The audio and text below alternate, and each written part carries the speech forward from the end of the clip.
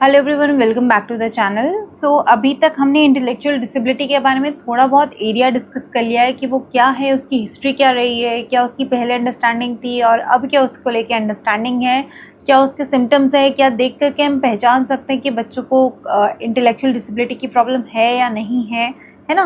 तो ये सब कुछ हमने लास्ट वीडियो में, हमारी लास्ट सेशन में डिस्कस कर लिया था। अगर आपको कुछ भी प्रॉब्लम है तो आप मुझे कमेंट करके क्वेश्चंस पूछ सकते हैं, I will definitely answer.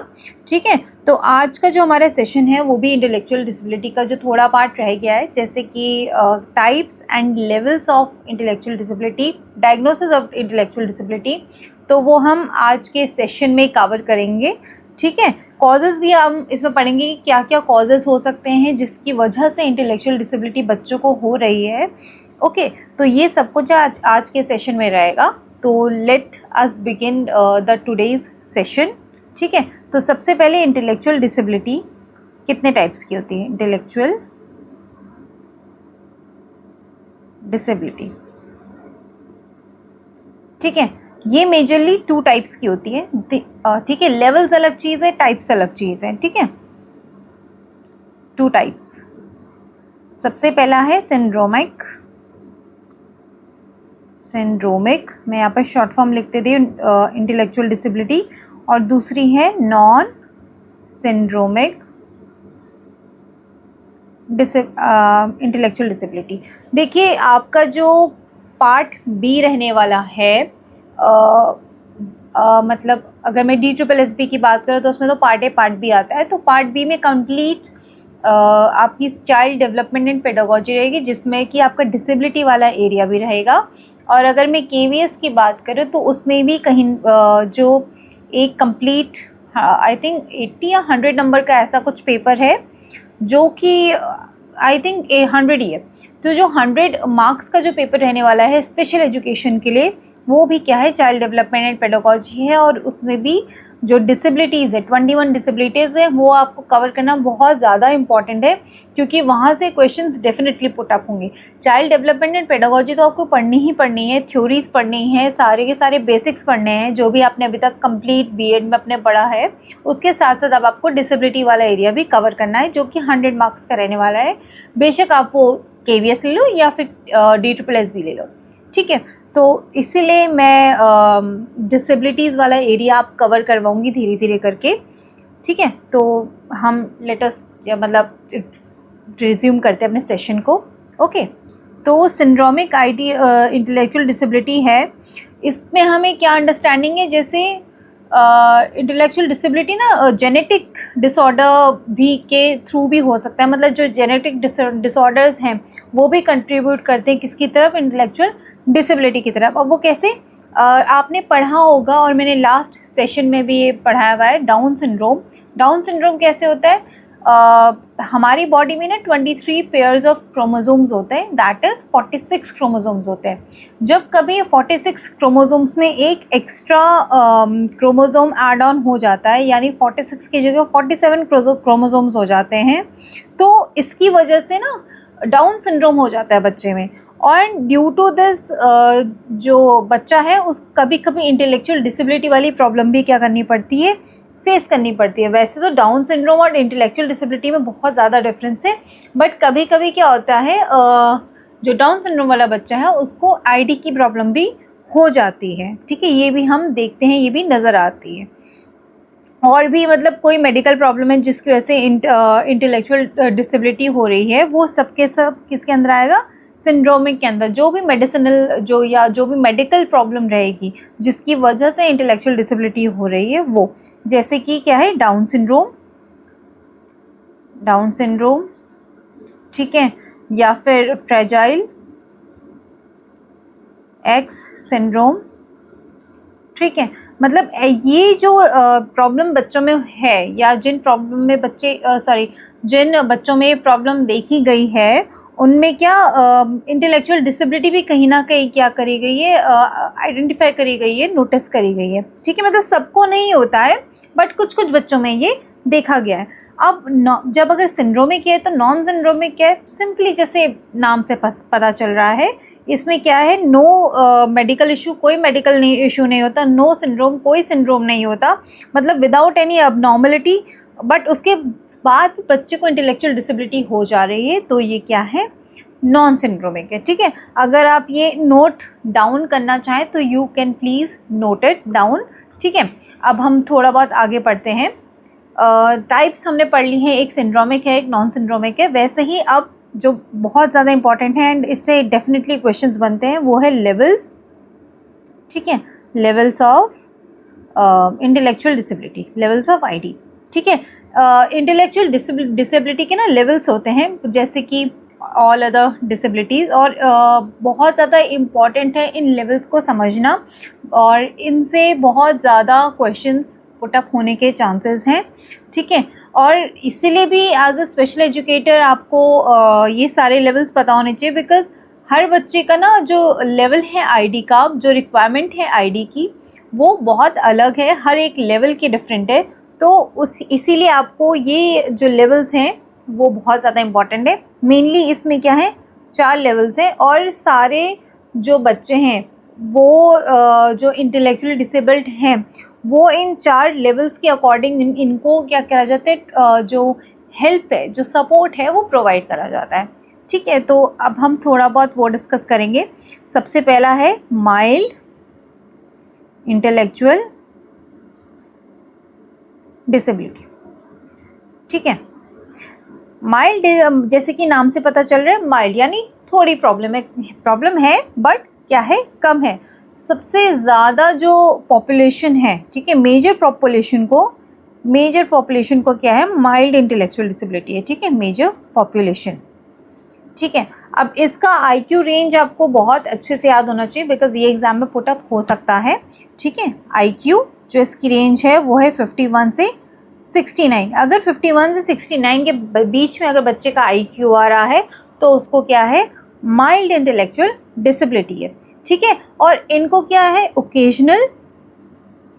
Occasional या फिर इंटरमिटेंट।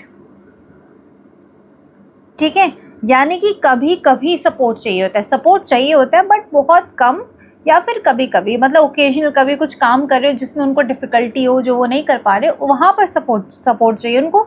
हर टाइम नहीं सपोर्ट चाहिए। सिर्फ और सिर्फ जो आपकी कॉम्प्लेक्स टास्क्स रहेंगे वहाँ पर बच्चे को सपोर्ट चाहिए होगा। उनको हर टाइम हर एक काम में या कोई भी जैसे सिंपल टास्क हो उसमें सपोर्ट नहीं चाहिए। जो बहुत ज़्यादा डिफ़िकल्ट उनको लगेगा वहीं उनको क्या चाहिए होगा, सपोर्ट।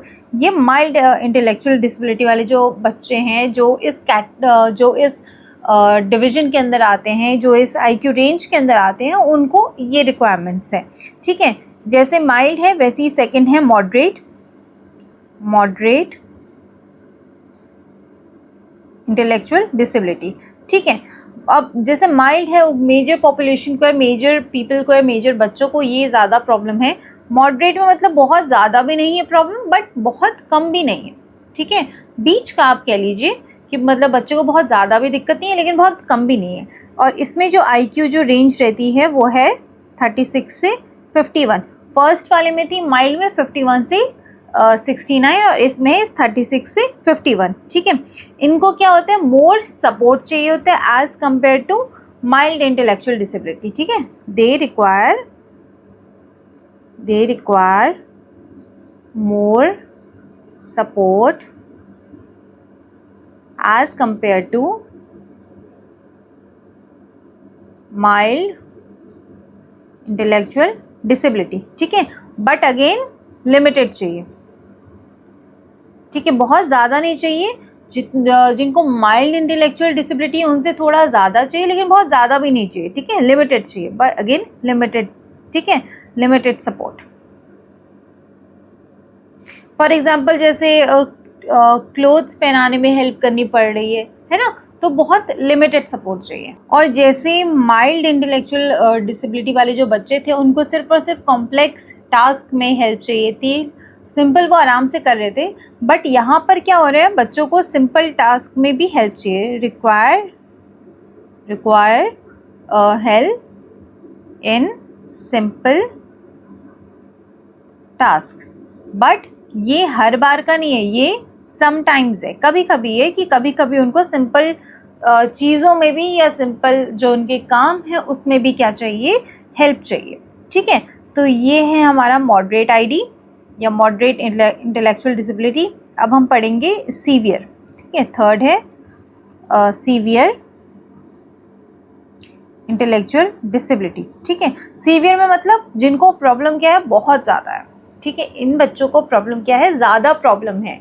माइल्ड और मॉडरेट से तो बहुत ही ज़्यादा है, ठीक है। इनका जो IQ रेंज है, IQ वो है 20 to 35। देखिए मैं फिर से बोल रही हूँ, आपको ये IQ रेंज याद होनी चाहिए, बिकॉज कई बार एग्जाम में ये चीज़ पुटअप हो जाती है, ठीक है।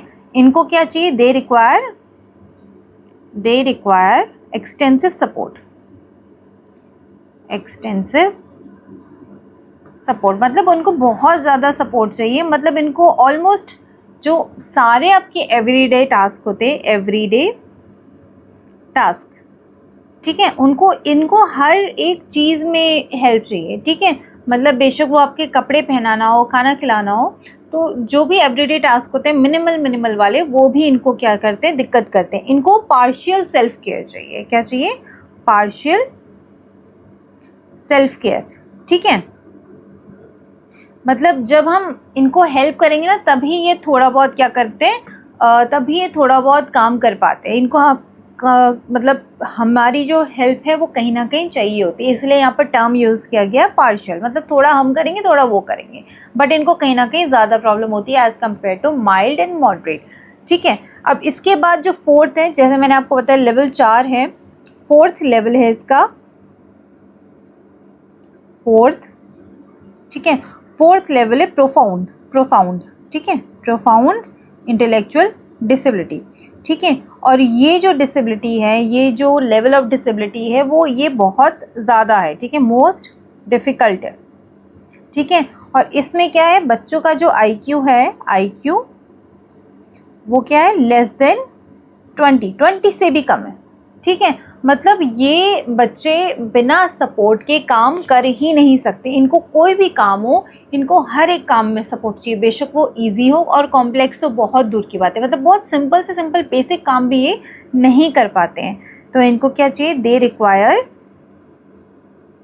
दे रिक्वायर परवेसिव सपोर्ट, ठीक है। इनको हर काम में 100% सपोर्ट चाहिए, they require 100% support.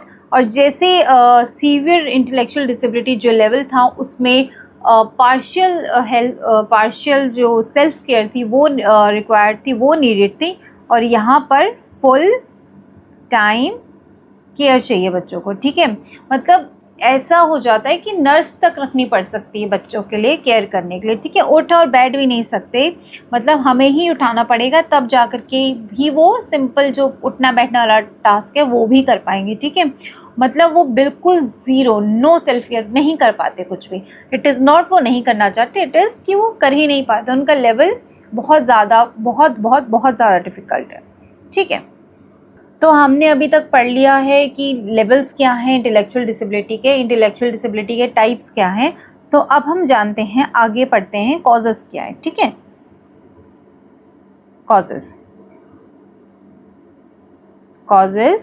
Of intellectual disability, ठीक है। इनके कॉजेज़ क्या क्या हो सकते हैं। देखिए सबसे पहला जो कि ऑलमोस्ट हर एक डिसेबिलिटी या डिसऑर्डर में आता है, जीन्स और एनवायरनमेंट या हेरिडिटी और एनवायरनमेंट का क्या जो होता है, इंटरैक्शन होता है। जीन और एनवायरनमेंट का इंटरैक्शन होता है, उसकी वजह से होता है। मतलब इसमें क्या हो सकता है, डाउन सिंड्रोम कॉज हो सकता है, डाउन सिंड्रोम, ठीक है। और हो सकता है एंड फ्रेजाइल एग सिंड्रोम। मैंने आई थिंक ऊपर कहीं कुछ थोड़ा रॉन्ग लिखा है जब मैं आपको फ्रेजाइल एग सिंड्रोम बता रही थी। Let me check just a second.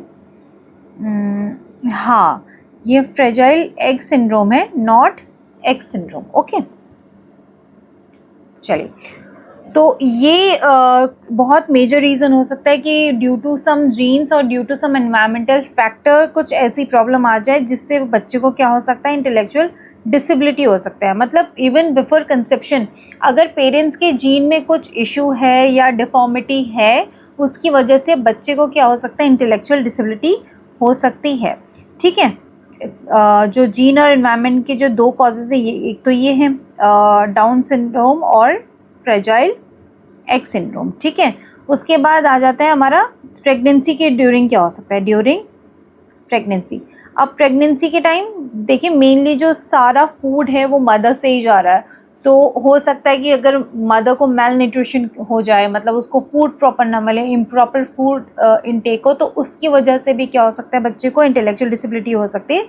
मतलब ब्रेन में कुछ ना कुछ इम्पैक्ट पड़ सकता है या कोई भी उसको लर्निंग डिसेबिलिटी हो सकती है। ठीक है, अगर मदर को इन्फेक्शन हो रहा है, कोई डिजीज़ हो रहा है, या कोई टॉक्सिक केमिकल उसको एनवायरनमेंट से मिल रहे हैं, या फिर अल्कोहल, स्मोकिंग, ड्रग्स वो कर रही है ना, या फिर पॉल्यूशन से हो रहा है जैसे एयर, वाटर, या फिर कोई सॉइल पॉल्यूशन से हो रहा है, और अगर बच्चे का ब्रेन प्रॉपर डेवलप नहीं हो रहा है ना, अब नॉर्मल ब्रेन डेवलप हो रहा है बच्चे का वूम्ब में, तो उससे भी हो सकता है प्रेगनेंसी के टाइम। ठीक है, और जैसे अगर ट्विन्स या ट्रिपलेट्स हो रहे हैं तो उसमें भी देखा गया है कई बार कि बच्चे को इंटेलेक्चुअल डिसेबिलिटी हो रही है। ठीक है, तो ड्यूरिंग प्रेगनेंसी में ये सारे फैक्टर्स होते हैं। अब है नेक्स्ट ड्यूरिंग बर्थ में। ठीक है, ड्यूरिंग बर्थ में क्या क्या हो सकता है, देखिए जो जो इम्पॉर्टेंट है मैं कोशिश कर रही हूँ आपको वो बताऊँ, सो दैट आप भी एक बेसिक अंडरस्टैंडिंग ले सकें कि क्या रीजंस हैं, क्या कॉजेज़ हैं जिसकी वजह से बच्चे को इंटेलेक्चुअल डिसेबिलिटी हो रही है।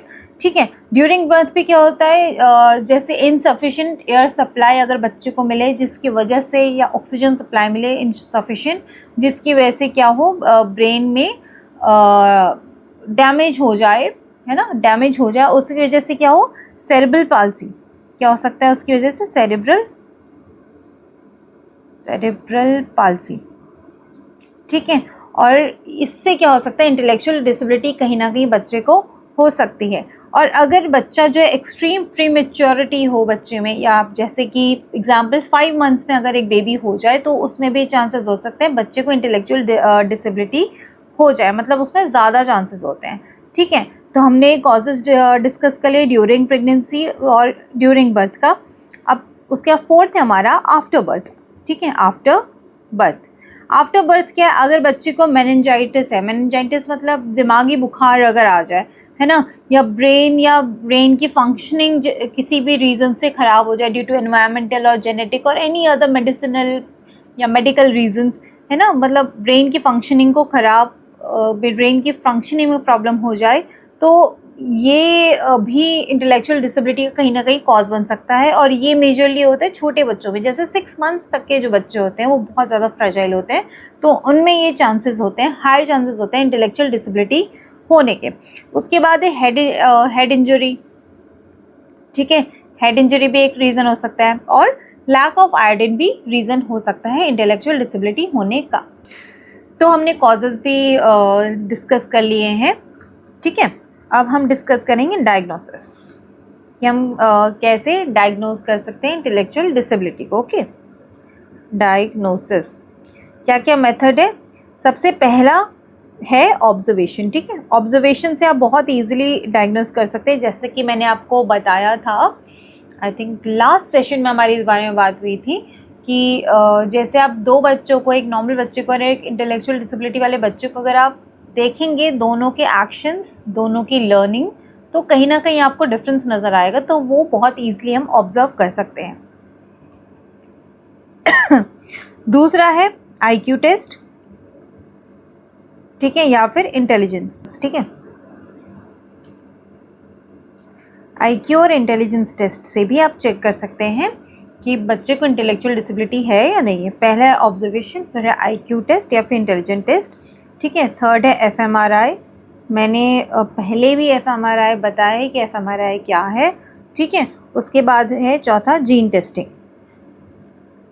टेस्टिंग। और एक किसके लिए की जाती है, डाउन सिंड्रोम या फिर फ्रेजाइल एक्स सिंड्रोम के लिए। तो आज के सेशन में हमने थोड़ा बहुत पढ़ा कि इंटेलेक्चुअल डिसेबिलिटी क्या है, हमने लास्ट सेशन में डिस्कस किया था क्या है, और आज हमने पढ़ा उसके क्या कॉजेज़ है, क्या लेवल्स है, क्या टाइप्स हैं, डायग्नोसिस कैसे है ना। तो ये सब चीज़ें हमने डिस्कस करी है। अगर आपको कहीं भी कुछ भी डाउट हो तो you can reach me out, and मैं आपको श्योरली हेल्प करने की कोशिश करूँगी। ठीक है, और तब तक के लिए थैंक यू सो मच, मिलते हैं नेक्स्ट वीडियो में।